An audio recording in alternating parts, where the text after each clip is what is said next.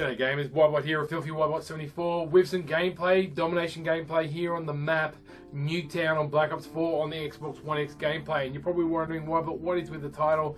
Tips for old gamers to get better at first person shooters or FPS. And these are 5 things that I use myself to help with gaming and make me better and have a slightly better KD ratio. And I just want to make a video and give some people some tips here and there, because if you're an older gamer like me and the last thing you want to do is sit down and watch boring mainstream TV and want to get on to play some Call of Duty, and you really love first person shooters or even other games, these tips will help, but you're not that great at them, you get very frustrated, you get told off by all sorts of kids of young ages here and there. Well, here are the 5 things that I have which have helped me to game.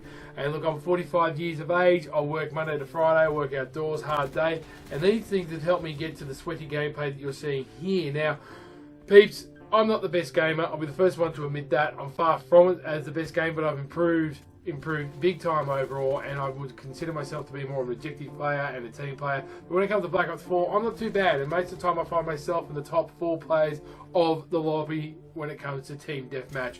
Domination a bit different, I come on the top here, but I thought I could show you that you can sweat with the best of them regardless of your age if you follow these 5 tips. And if you want to follow these 5 tips, go for it. Now, first things first, if you want to play first-person shooters, you want to be competitive on PC, definitely PC or definitely console. The one I recommend you go for, the one which I should have gone for, and the last thing I got, was a monitor. That's right. Well, 144 Hertz, depending on the size, doesn't matter. If you want to be full COD, go for the Dell ones or whatever, but look them up. Follow on YouTube, but a monitor is the A-grade one. It's got less lag time, better colors, faster reactive time, and you'll appreciate the game a hell of a lot more. And trust me, it has improved my gaming, not to mention blow me away with how important a monitor is when it comes to gaming more than a TV. Yes, trust me, monitor is the way to go. After buying the console, is definitely, look, if you've got a PC, well, duh. But even still, if you've got either console and you want to get a little bit more competitive, definitely a monitor is a way to go. Now, of course, you've got the monitor now. What's the next thing to do? Well, this is definitely a really important one for us old farts out there, and that is a gaming chair.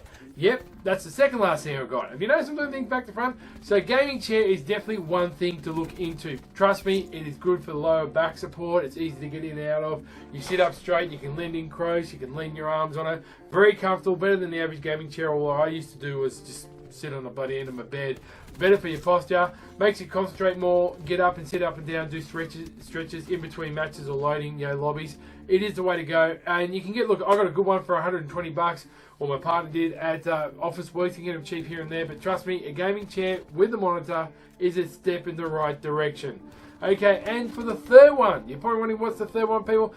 Very important, probably up there with one of the most important things other than the console itself, is a good pair of headsets. Headsets are the way to go for communication, as well for sound and sound whoring. Now, you can go anywhere from 20 bucks right up to fucking 500 bucks for a pair of good headsets. I've got an Astro A50s for the Xbox One X. I won it for a competition, you can say, and I've never looked back. They make me sound horn for hear footsteps like nothing else. They are awesome. They bring out the best when it comes to gaming, particularly on the Xbox.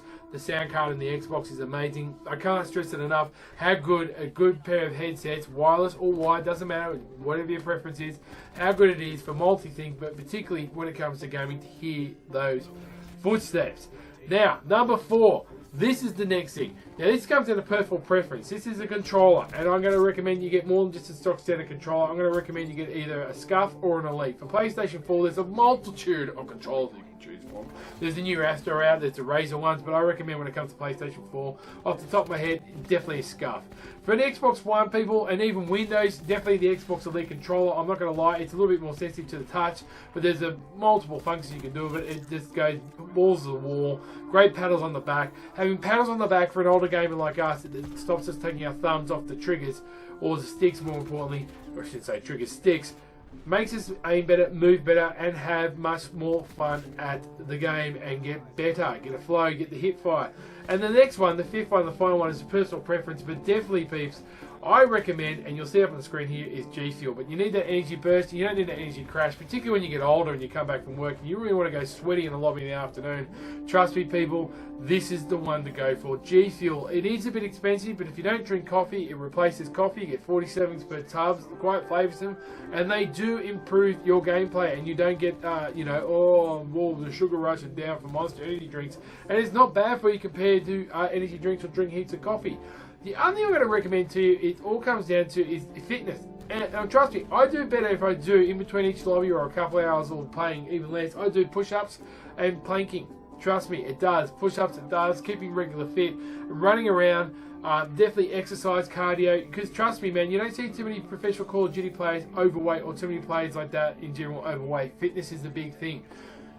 This is a mind game. It does take reflexes, but the fitter you are, the more fun you're going to have playing these competitive game types. And I had a good night's sleep the night before. I had some G Fuel, and look at this, me capping B in the beginning of the second round. As you can see, I didn't get too many score streaks, but that really, those 5 things are pinnacle into how, improves your first-person shooters. You've got all the equipment. The next thing to do is to just not be your own worst enemy. Be confident in the game battles. Follow particular games. Follow the positive YouTubers that give you tips and tricks.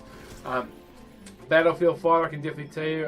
What's the other one? It's, I forget his name. But in the Battlefield range, it's there's all quite the Mativio, people like that. They're all pretty good. But you just type in Battlefield 5, and before you know, you get all these tips and tricks. Call of Duty, a plethora of those from Aussie Brutal Frosty when he plays it every now and then, to watching the professionals, to even better watching Drifter, who does in-depth with weapons and classes to give you that idea, or just joining a clan which is a little bit older friendly and good positive vibes. You like to communicate, play with good team members, or if you're solo like me, look at the class that's going to be best for you, and don't let it wear you down. Of course, the most important thing is practice, practice, practice, and enjoy the game while you're practicing.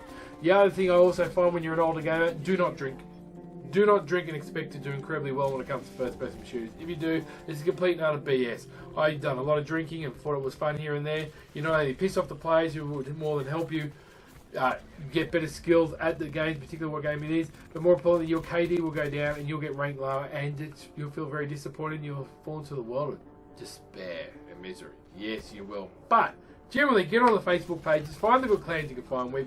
Find a generally older group which is more relaxed, party up in the lobby, and away you go. You can have a lot of fun. But like I said, if you are the solo player, these are the things to do. But more importantly, make sure you're enjoying it. There's no point in pushing a game that you're not enjoying. There's no harm in saying, I gave up on that because it's not a lot of fun.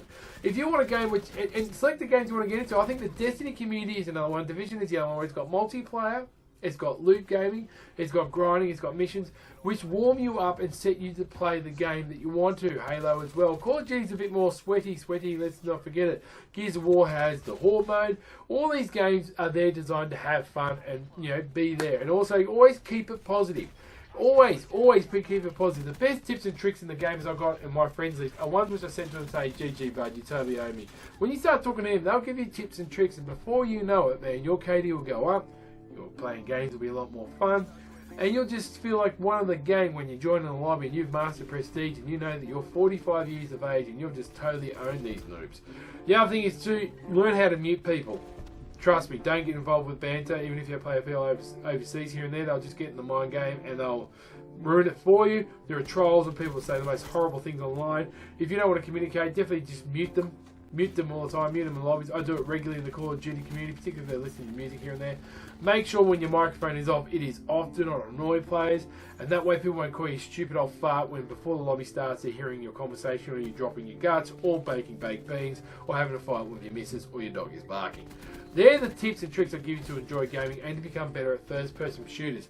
First-person shooters will always be competitive. They'll always have a bit of a negative side to them. They'll always have a positive side to them. But if you want to get better, regardless of what your age is, and enjoy them, and enjoy getting those sprees and those little runs here and there, as you saw with the Ripsaw earlier on with the intro clip, then these are the tips and tricks that I use. And I can't stress them enough how much they've helped me. If I only got a monitor, well before I got a decent pair of headsets, I'm not kidding people, and controller, mate, life would have been a hell of a lot better for me. I'm not going to lie. Most of the good games I play with have a monitor. And most of these monitors you can get, by the way, you don't have to get special ones that have like IP on them, or they've got the blue glow so they don't dry out your eyes as quick. And they make the game a lot more fun to play, and you can play for a lot longer time, which probably drives your misses up the wall. Now, look, if you're going with a family, maybe not so much competitive games, maybe getting a good sized TV so you can play split screen with your kids. But first person shooters I don't recommend you have for kids to play because it can be a little bit addictive, and it's, you know, let's face it, they're under 15 or 16 and they shouldn't even be looking at first person shooters in my view, particularly games like Call of Duty and Gears of War, which is more third person. But always challenge yourself. Always, you know, if you're outnumbered by a clan, don't leave straight away. Don't rage quit. I've always said that. Challenge yourself. Put you in a situation you're not comfortable with. Use a weaker gun, then go to a gun that you know is very good. I definitely recommend do not camp. Camping does not make you a better gamer. It makes you a worse gamer. And get out there and run amok. And who cares what people think if they can't see it? And get in there and get right in their faces. Domination is a good way to go. Look at me, why we're coming in here. And look, get in the org and set yourself little challenges here. They're getting the camo of this gun, unlocking all the achievements, getting this, whatever. All these little things you can do. Or when you start a game like this, get the most caps compared to anybody else on the game, regardless if you lose or win.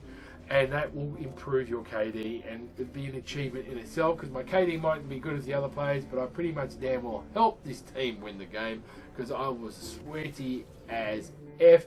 And the final score is coming up here. I'm not too sure what the final score was, people, but you know, Nuketown is also sweaty. But as you can see there, I was up against a lobby which I won't lie to you, were probably all well below half my age, and one boy came out there.